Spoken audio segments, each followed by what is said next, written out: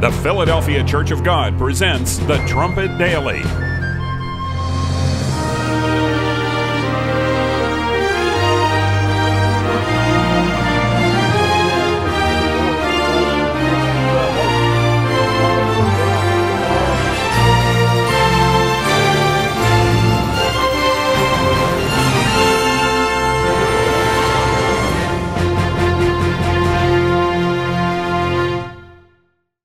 Hello everyone, welcome back to the Trumpet Daily. Today I'm with Mr. Ryan Malone, the composer, the producer, and the featured performer in the upcoming David musical. So how are you holding up?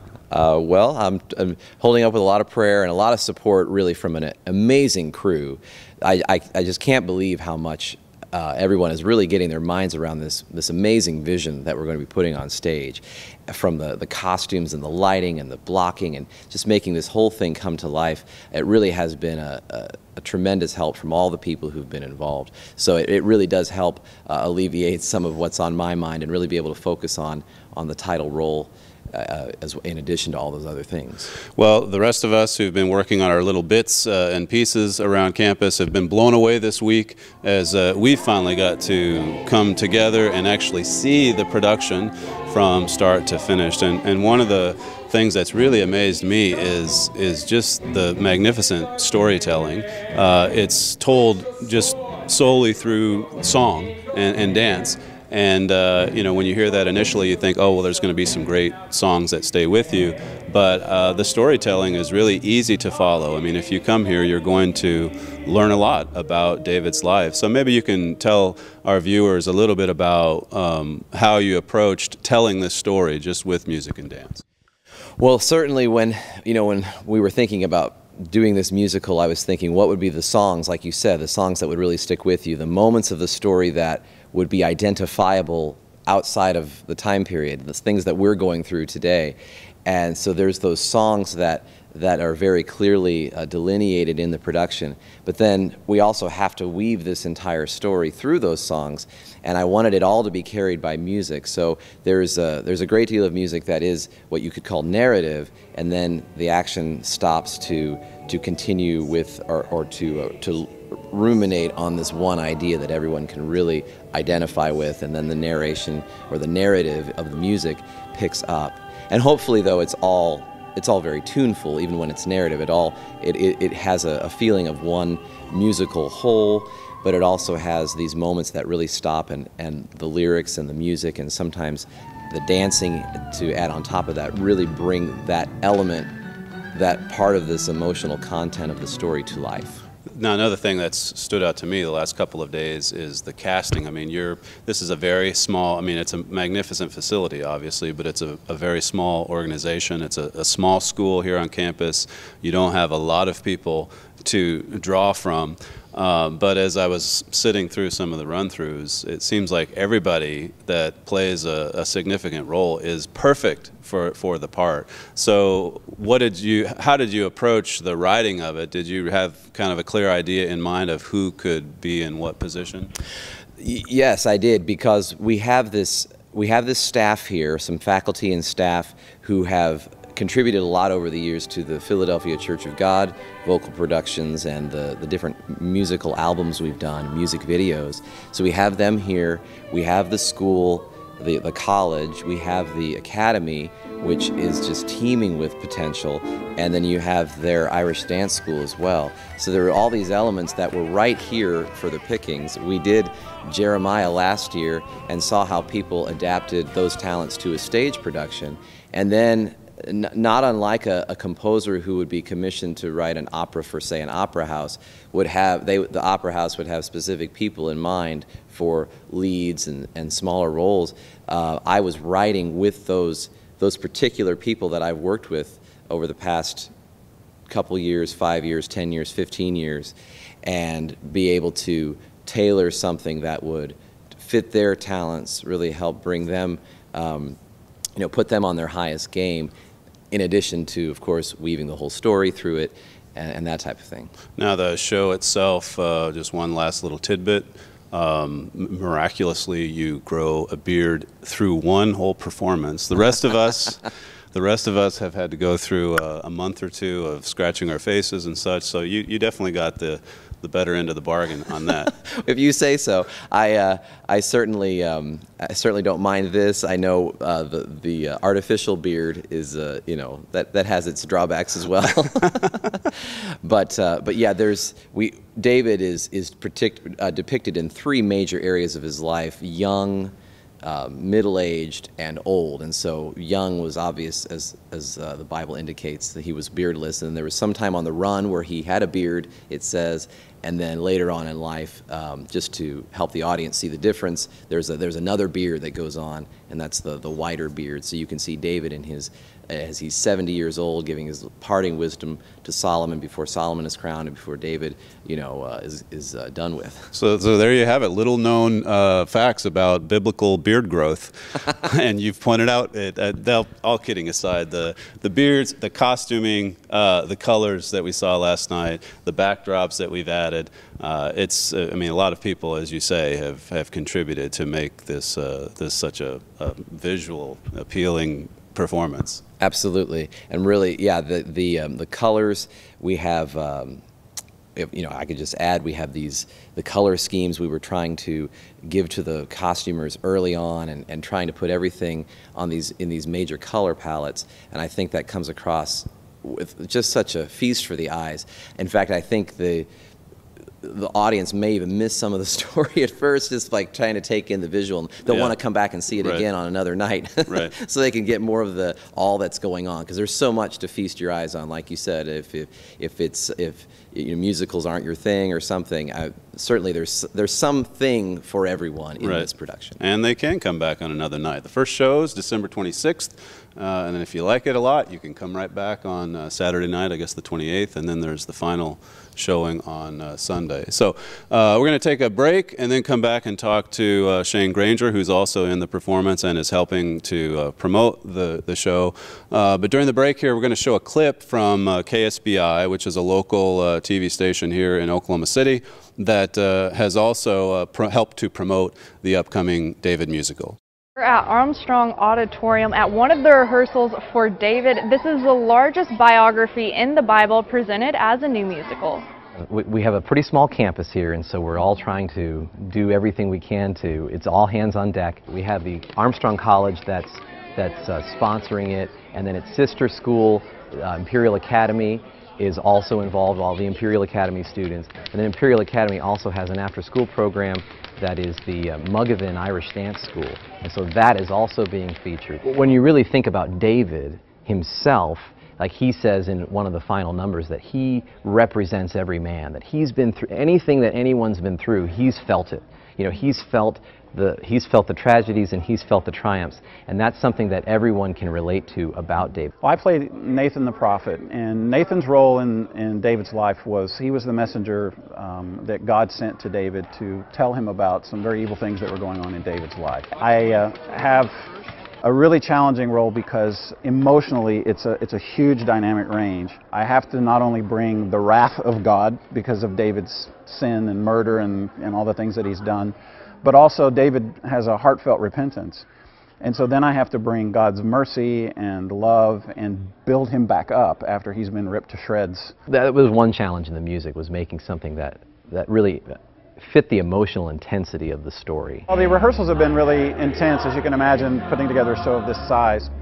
We started rehearsing in August, and we got the book then and began going through our lines and learning the music and going through things. The entire musical is sung, so every word is sung. Okay. So the script are the lyrics. People can expect an incredible story expressed through song and dance. No one's ever done something like this, and I think everyone can relate to music and dancing, and so to tell a story like this and to use music and dance and really connect with the audience on that level, I think it's going to be something that's going to be really exciting. I think we have 42 dancers that I'm working with. We have a lot more layering of the choreography, which means that we've kind of incorporated all of our levels at once.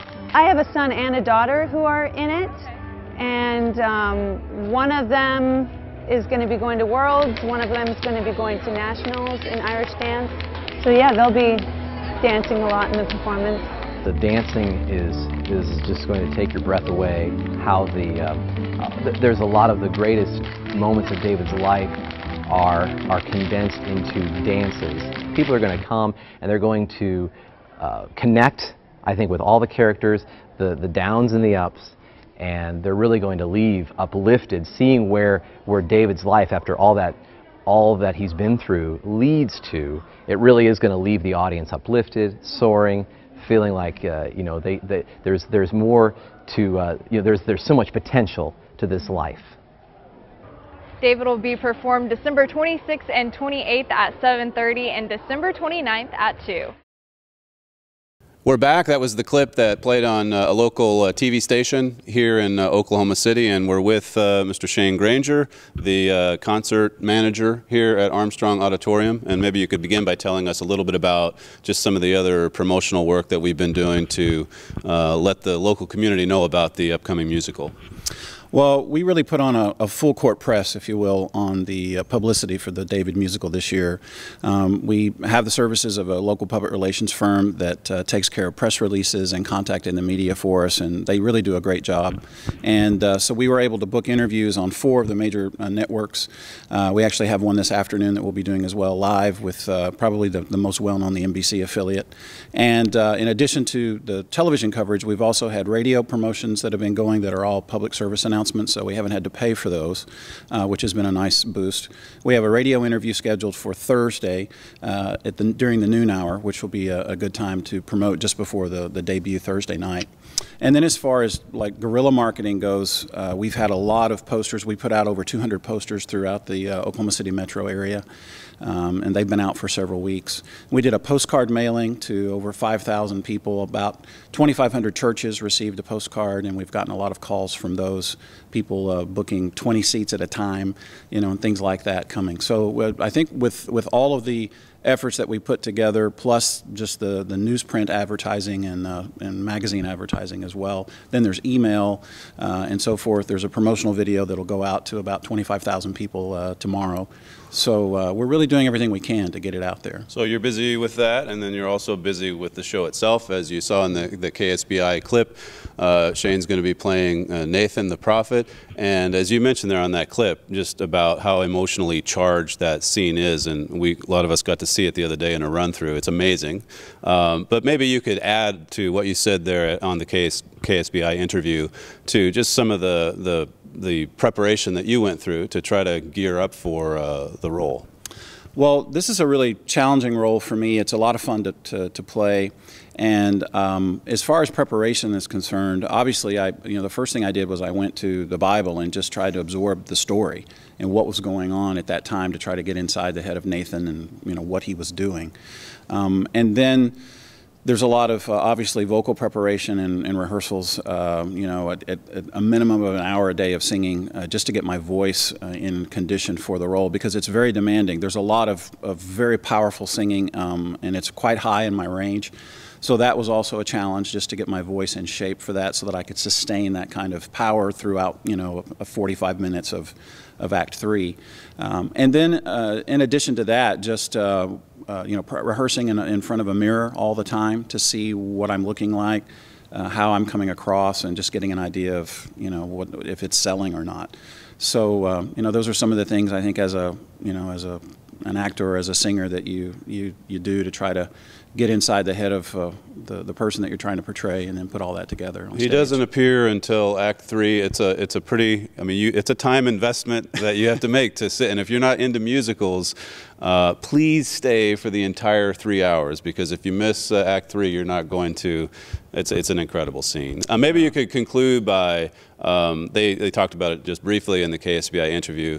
Tell us what people need to do here locally, or if they're a little ways outside of Oklahoma City, what they can do to get tickets for one of these 3 performances. Well, all 3 shows, we still have some tickets available. So to get your tickets, they're $8 a piece, and we've got plenty of seats available. So you can go to our website at armstrongauditorium.org, and the David musical is the first thing that you see on the homepage. Just click there, and you can go through and order tickets online, or you can call the box office. Most people just pick up the phone and call. It's 405-285-1010 is the number, and the box office staff will be happy to help you out. Okay, so that's for this Thursday night Saturday night, and then there's a Sunday matinee here. 3 performances coming up. So to conclude with today, we're going to show an in-house promotional video that we've produced about the musical, and that'll run about 4 minutes. So until next time, we'll see you on the Trumpet Daily.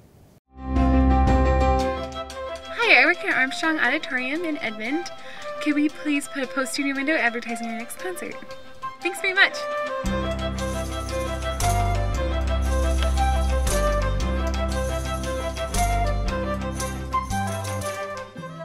My name is Ryan Malone, and I'm the composer and director for the show. I'll also be stepping into the title role. The most exciting thing about David is that he's so versatile. He really relates to every man, every woman, every child, can find something in David's life that connects to them. The idea of the throne being endless, that it goes on forever, that's really what we wanted to highlight. I think that both with this musical and with Jeremiah, that notion of following the Davidic throne through Israel really comes through in a way that has not in really anything else I could name. My name is Joshua Sloan, and I will be playing the role of King Saul.